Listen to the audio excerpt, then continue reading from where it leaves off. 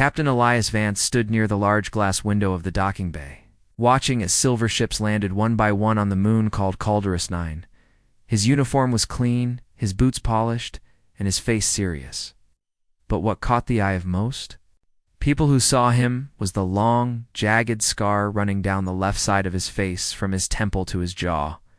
It was old, faded, but impossible to miss. He touched it without thinking, a habit he hadn't dropped even after 5 years. That scar was more than a mark, it was a memory, a lesson, and a reminder of who he used to be.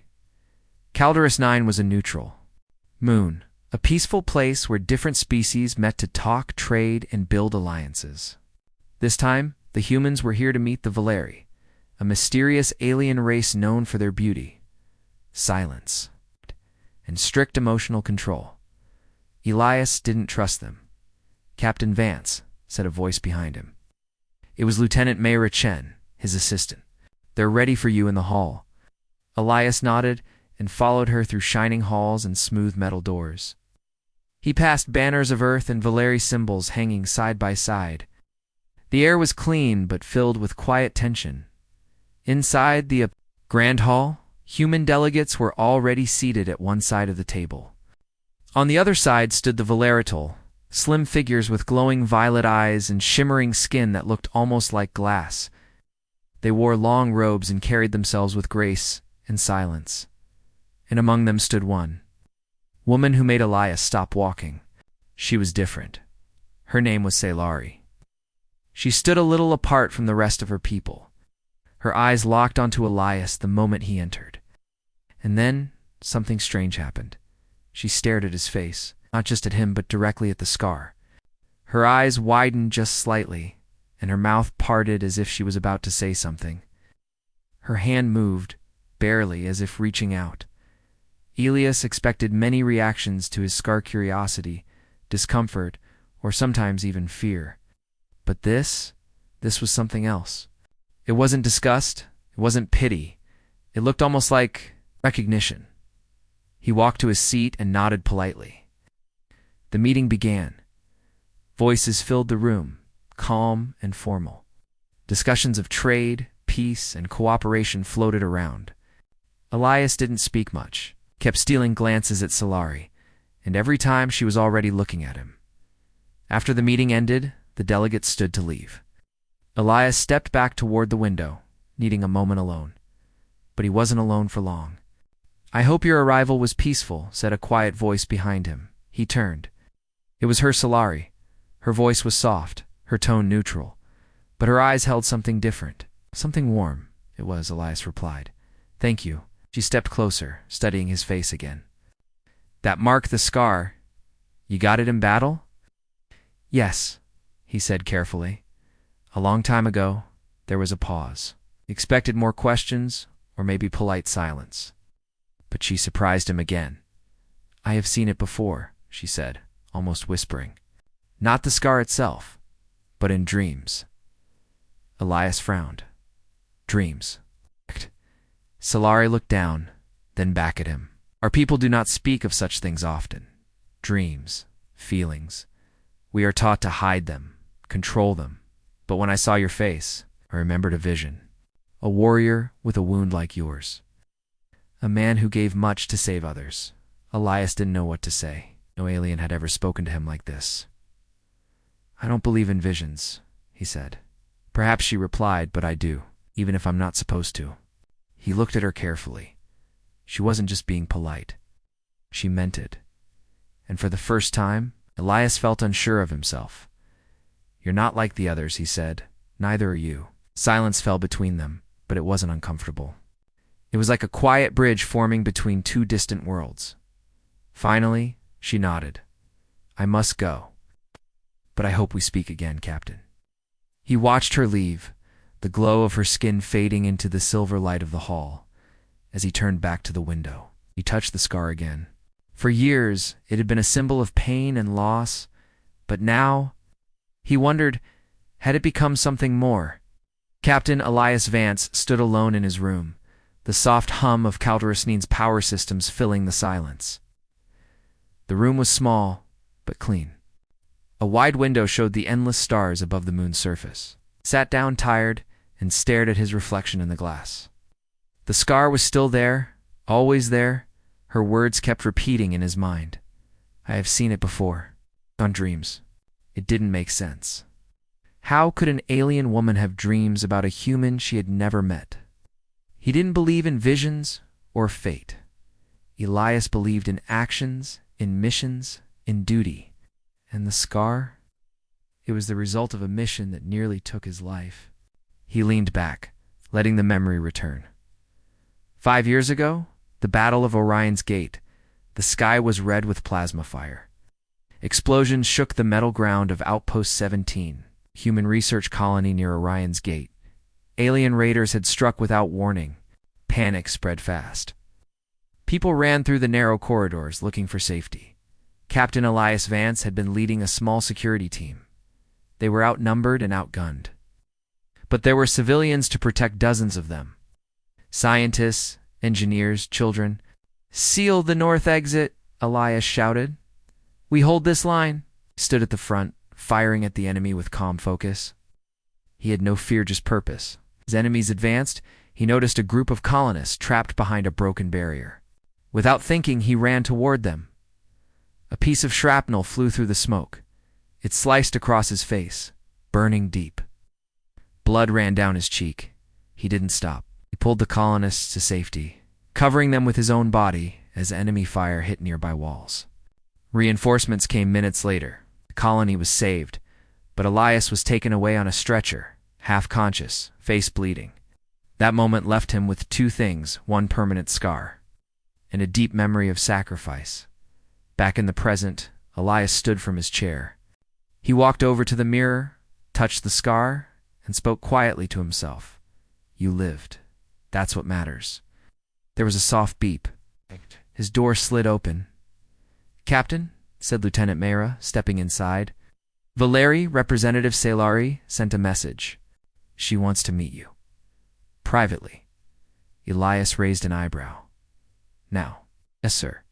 She asked to speak about something personal. He nodded slowly. Very well. Where? The upper garden dome.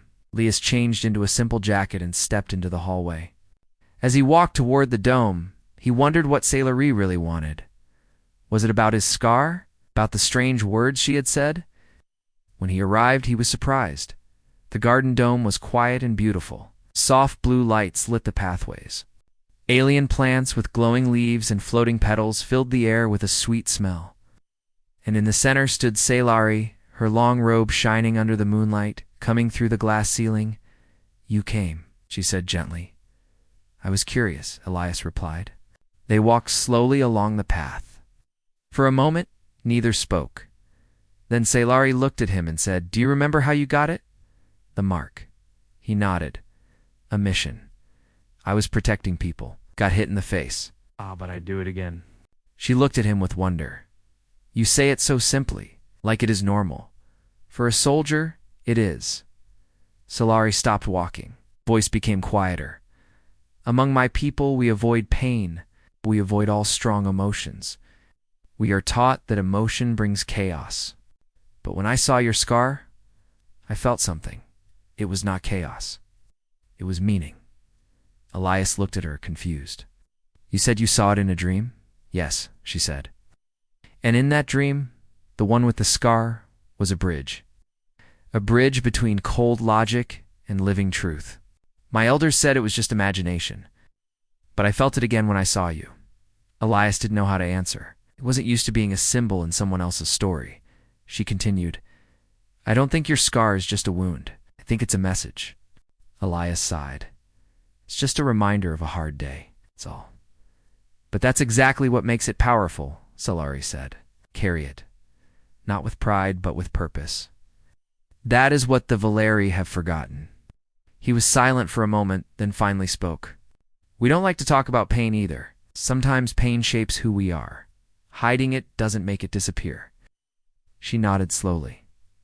That is something I must learn. They stood under a tall, glowing tree. The lights from its branches made the scar on Elias's face glow faintly. Salari looked at it one more time. It is not ugly, you know. It is a story, and I am glad I saw it. Elias gave a small smile, the first real one in days. That might be the kindest thing anyone has said to me about it. Speak only the truth. She turned to leave, but paused. Captain Elias, if you are willing, I wish to speak again. There are things I wish to understand. I'll be here, he said simply. As Salari walked away, Elias looked back at the sky through the glass dome. The stars were the same, but something inside him felt different. Maybe it was her words, maybe it was her honesty, or maybe it was the first time someone saw the scar not as damage but as something human. Captain Elias Vance walked through the smooth silver halls of Calderus 9, his mind filled with questions. The conversation with Salari stayed fresh in his thoughts. Her words had stirred something deep inside him. He had met many aliens, but none like her. None who spoke with such honesty.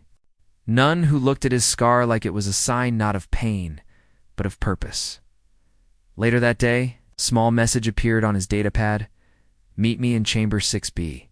No one else must know. Salari stared at the message for a few seconds. Secret meetings weren't allowed, especially not between diplomats and military officers. But Elias had a feeling this was important. He waited until evening. The halls were quiet. Most people were resting or working in their rooms. Elias moved quickly, keeping his head low. Chamber 6B was an old observatory, rarely used now. The door slid open with a soft whoosh. He stepped inside. Salari was already there. She stood near a round table in the middle of the room, her robe glowing faintly under the dim lights. Around them were ancient star maps and strange symbols carved into the walls. The room felt older than the station itself. I'm here, Elias said softly. What is this place? Salari looked up. Her eyes were calm, but her hands trembled slightly. This chamber is older than the Alliance, she said. It was built before humans and Valari ever met, before even my people truly understood emotions. Elias stepped closer. Why did you ask me to come here? She paused. Then, slowly, she placed a small crystal on the table. It glowed with a pale blue light. This, she said, is a memory stone. It holds thoughts, visions, and truths from the past. My ancestors left it hidden. Only a few know about it. And I believe you are connected to what it holds. Elias raised an eyebrow. Me? Why? She didn't answer right away. Instead, she touched the crystal gently. A beam of light shot upward, forming a hologram in the air. Elias gasped softly. The image showed a figure tall and human-like with a scar running across his face. He stood between two alien armies, arms raised, stopping a battle. Round him were signs of fire, pain, and peace. This vision, Salari said, was recorded generations ago. My people believed it was just a story. But I saw it again in my dreams long before you arrived. The scar. Your face. It matches the one in the vision. Elias was quiet. He stared at the image, his heart beating faster. It was strange to ignore. You think I'm the one from the vision? He asked. She nodded. Yes, and I believe you are the key to something long forgotten. Elias looked again at the glowing figure. But why me? I'm just a soldier. No, she said. You are more than that. You are someone who carries pain but does not hide it. You faced war and chose to save lives, not take them. That is rare. Even among my people.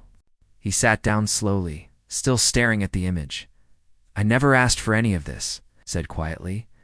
Sometimes Salari replied, the stars choose for us. There was a silence between them.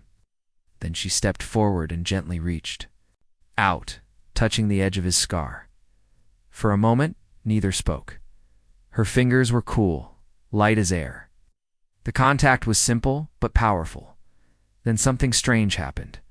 The crystal glowed brighter. Second vision appeared, this time of Salari, herself. In the image, she stood beside Elias. Together, they held the same crystal. Standing before a large gate made of light, Salari pulled her hand back, shocked. I didn't know there was more, she whispered. Elias stood up. What is that? Gate? I don't know, she said, but I believe it's real. Maybe it lies buried somewhere. Maybe it's not a place, but a moment, a choice we must make together. Elias walked to the wall and stared at the carvings. They showed ancient symbols, two hands meeting, stars falling, a door opening. He turned to her. Why show this too? Me now? Because the others must not know, she said seriously. The Valeri Council fears old emotions. They fear change. If they discover I've shared this, I will be punished. Elias looked at her with new understanding. You're risking everything, yes, she said, because I believe in something greater than fear. I believe you are part of a path we need to walk. He took a deep breath. Then what do we do now? Scifi looked into his eyes. We find the gate. We follow the vision. Together, suddenly, the lights flickered. A red alert blinked across the panel near the door. Elias stepped to the screen. Unidentified signal. Near the moon's surface, he read aloud. Something is moving underground. Scifi's face grew pale. It has begun. What has? Elias asked. The gate, she whispered. I think it's waking up. The red alert lights continued to flash across the walls of the observatory chamber. Captain Elias Vance stood beside Scifi, reading the alert message on the panel again. Unidentified. Energy detected beneath Caldrus 9. Subsurface activity rising. No known source?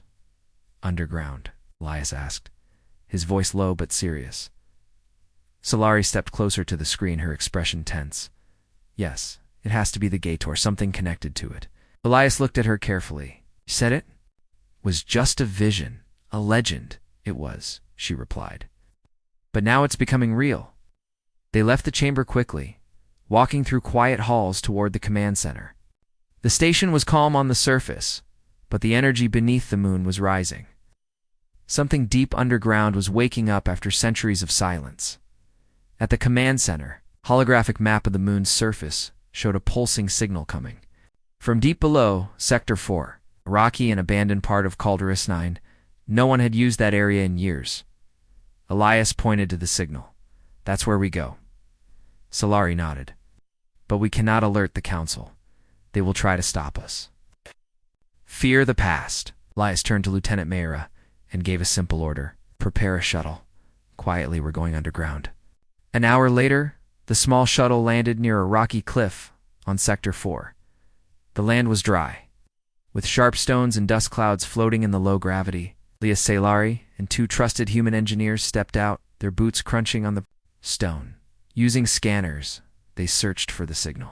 It was growing stronger, almost like it was calling to them. Scifi stopped suddenly. Here, she said, pointing to a patch of ground between two stone pillars. Elias knelt down and brushed away the dust. His hand touched metal, a circular hatch. With the help of the engineers, they unlocked the old hatch and opened it. A long tunnel stretched downward, filled with strange lights glowing from the walls. The air was still and cold. Elias looked at Scifi. Are you sure about this? She met his eyes. We've come this far. The truth lies below. They climbed down carefully, the tunnel leading them deeper into the heart of the moon. Symbols lit up on the walls as they passed, some similar to those in the observatory. After 30 minutes of walking, they reached a massive door.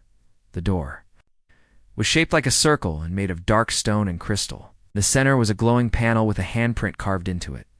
Around the panel, ancient Valeri text shimmered in the low light. Elias stepped forward, studying the carvings. What does it say? Scifi ran her fingers across the words, reading slowly. It says only the one who carries the memory of pain and the gift of change may open the gate. Elias looked at her. That sounds like your dream. She nodded slowly, then motioned to the panel. Place your hand there. Elias hesitated, then pressed his hand onto the stone. The panel glowed brighter. A deep hum filled the tunnel. Then dash click dot the massive door slowly opened. Inside was a large chamber with a glowing object in the center. It looked like a floating orb made of crystal and energy. Around it were carvings, symbols, and what looked like control panels made for both human and Valeri hands. This is the soul mirror, Solari whispered.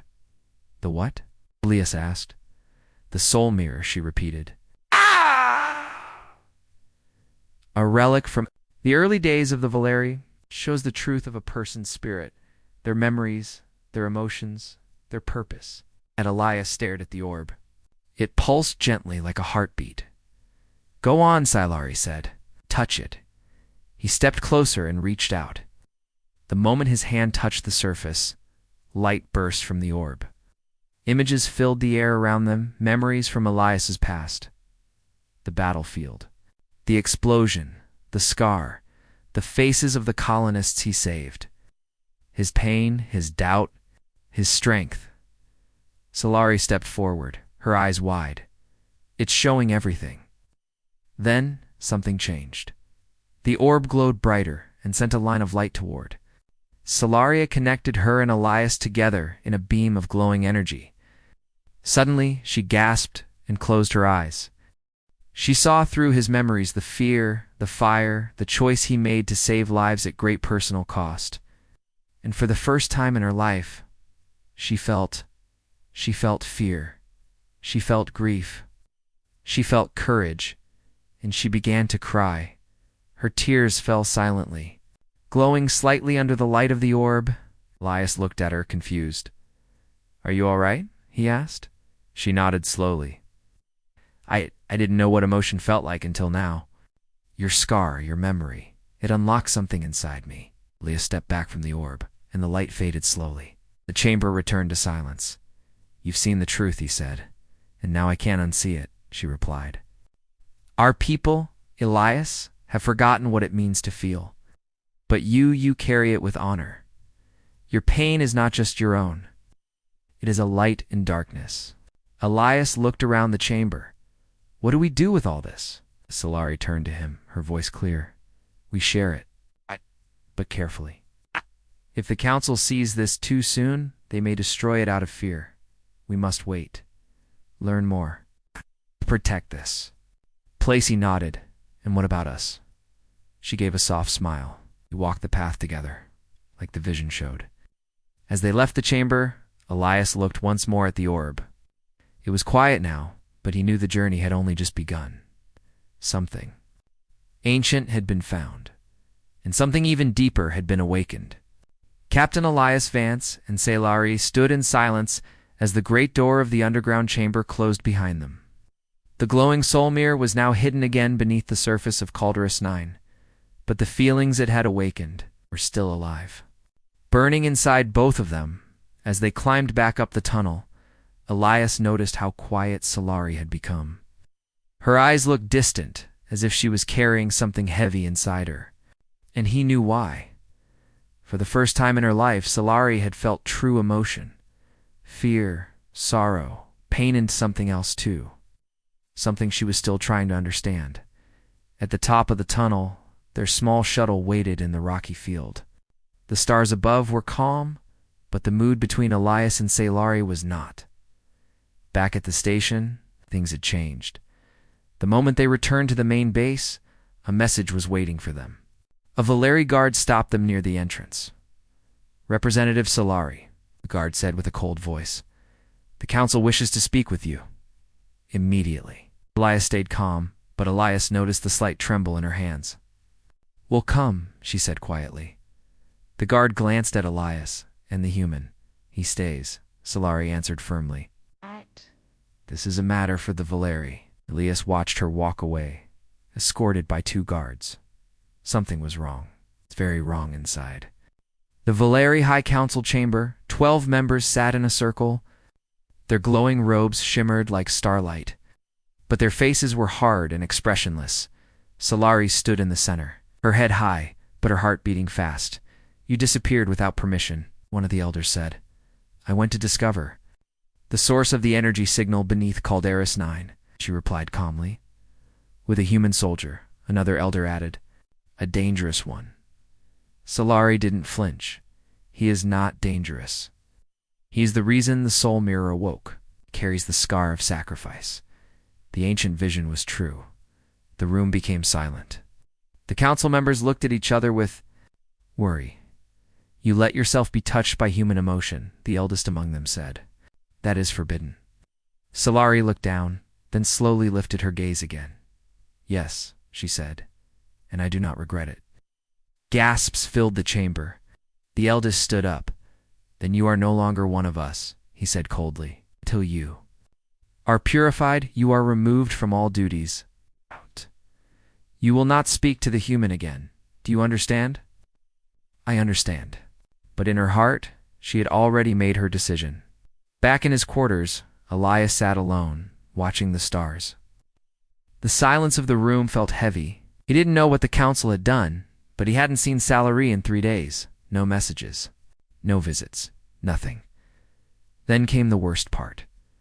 An order from Earth's command appeared on his screen. Captain Vance, your presence is no longer required on Calderus 9. Return to Earth's base immediately. He stared at the message for a long time. Felt like the end. He had come here as a soldier. But now, he didn't want to leave. Not without answers. As he packed his things, he heard a soft knock. He opened the door, and there she was, Scifi. But she was no longer wearing the council's robe. Her eyes were tired, but her voice was steady. I don't have much time, she said. I had to see you before you leave. Elias stepped aside, and she entered the room. They took away your rank, he guessed. She nodded. They fear what I've felt, what I've learned. And what about you? He asked. Do you fear it? No, she said. Because, for the first time, I understand something real. You showed me that. Elias walked closer to her. Then why are we saying goodbye? Because they're watching me, she said. They want you gone? We didn't do anything wrong. We felt something true, Scifi said softly. Sometimes truth is the most dangerous thing. There was silence. Only the soft hum of the station filled the space between them. Then she stepped forward and looked at the scar on his face. She reached out and touched it gently, just like she had before. Do all humans carry scars? She asked quietly. Only the ones who survive, Elias replied. She smiled faintly. Then I hope to carry one-to-one that reminds me of you. Elias looked at her with calm, steady eyes. This isn't over. No, she said. It's only beginning. Suddenly a loud alarm rang across the base. Warning, perimeter breach. Unidentified craft approaching. Emergency protocol active. Elias grabbed his communicator. What's going on? Mara's voice came through. Unknown ships, sir. Not Valeri. Not ours. We're under attack. Salari's eyes widened. Rebels. Rebels. Elias asked. There's a faction among the Valeri, she explained. They hate humans. They want to destroy any peace we try to build. If they found out about the soul mirror, they may be coming for it. Elias moved fast. I'm not leaving, he said. Not while this place is in danger. And I'm staying too, Scifi said. You don't have your rank. Don't need it. Together, they ran down the hallway as red lights flashed above. The quiet station had become a battlefield. But this time, Elias was not alone. And Scifi was no longer afraid of her emotions. They were ready to fight not just for survival, but for a future built on truth, trust. And the scar that had brought 2 worlds together, alarms screamed across the entire station. Red lights flashed. On every wall, the once calm halls of Calderus 9 were now filled with the sound of emergency alerts and running footsteps. Captain Elias Vance raced down the corridor with Scifi beside him. She moved quickly and silently, but her face was filled with concern. Her robe flowed behind her, no longer marked with the symbol of the Valeri Council. She was no longer a diplomat. Now, she was something else. Something more. Elias reached the command deck and quickly checked the display. 3 unknown ships were entering the atmosphere of the moon.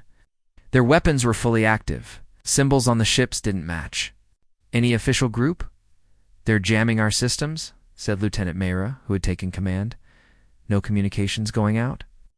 They want to isolate us, Elias muttered. They know what we found, Scifi stepped forward. These are Valeri rebels. They believe emotion is a disease. If they knew about the soul mirror, they will want to destroy it. Then we have to protect it, Elias said firmly. It's more than a relic now. It's hope. Mara nodded. We'll set up a defense at the east wing. That's the only tunnel entrance to the underground chamber. Elias looked at Solari. Are you with us? She held her head high, was never more ready. The battle began minutes later. Rebel fighters dropped from their ships and attacked the outer doors. Plasma blasts hit the metal walls. The base shook with each strike. Inside, human and Valeri defenders took position together. Many of them had fought side by side.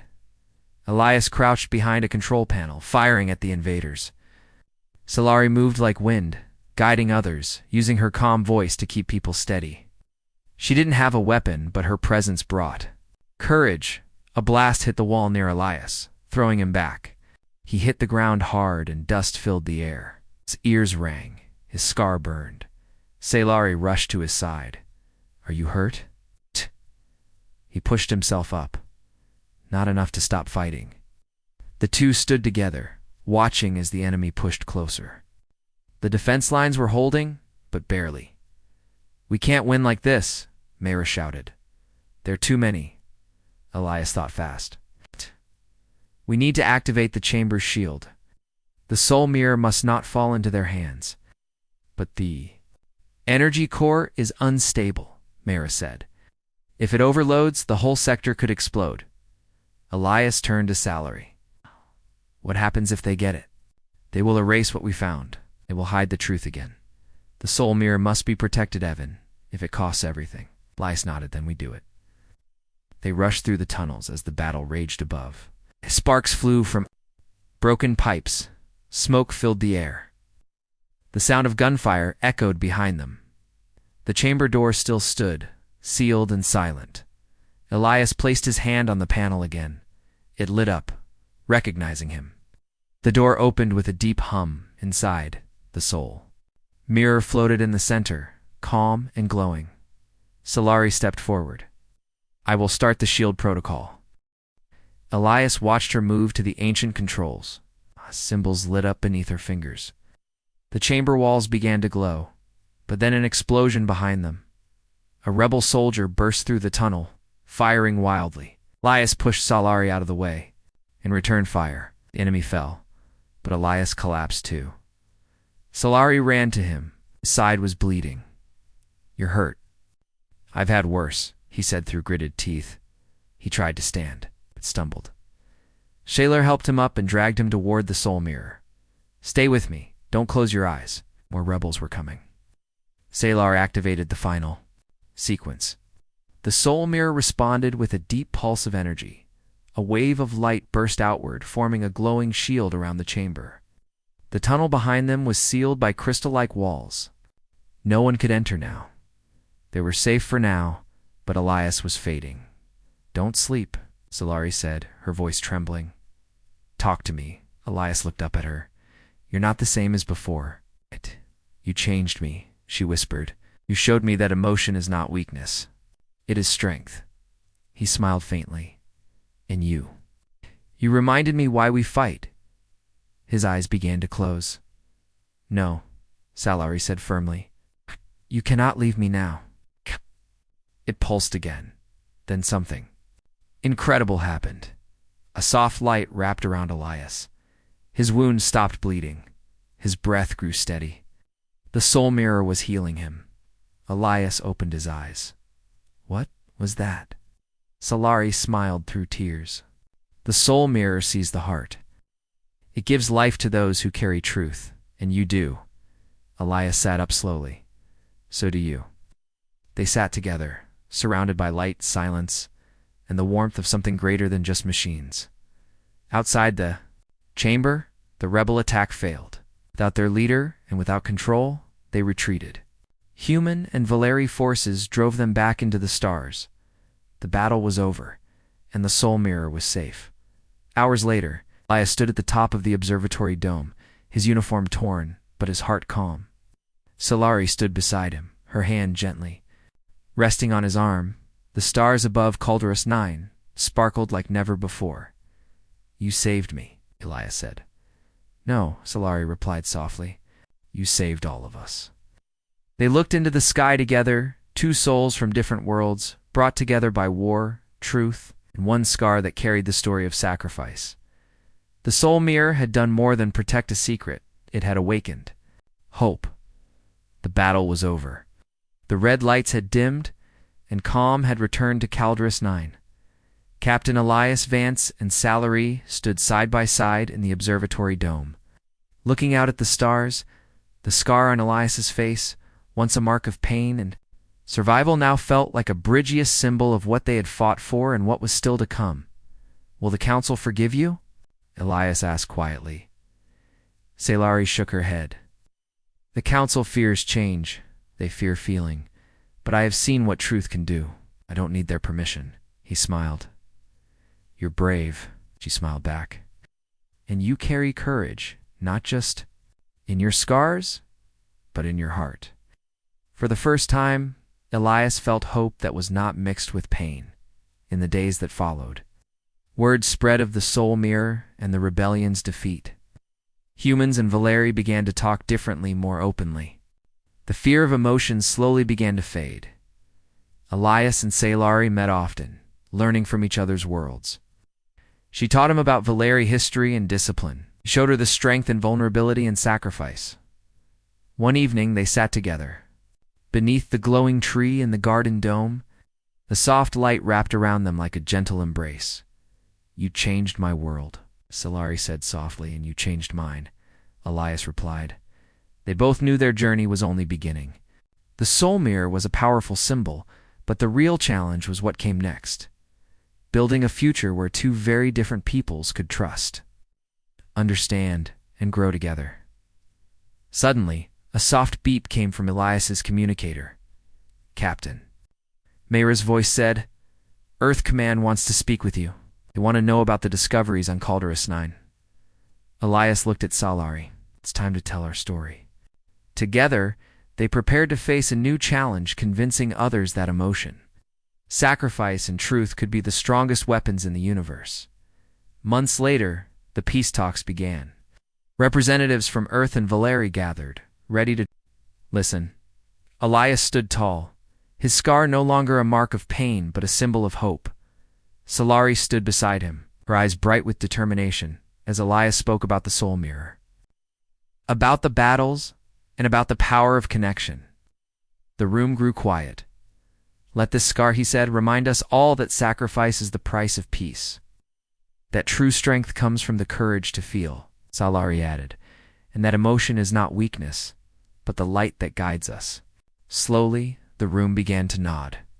The walls of fear and silence started to crumble. Later, Elias and Salari walked out into the sunlight, their hands brushing. They didn't know what the future held, but they were ready. Together, because sometimes the smallest scars tell the biggest stories. And sometimes, unexpected connection between two very different beings can change the fate of worlds. End of story.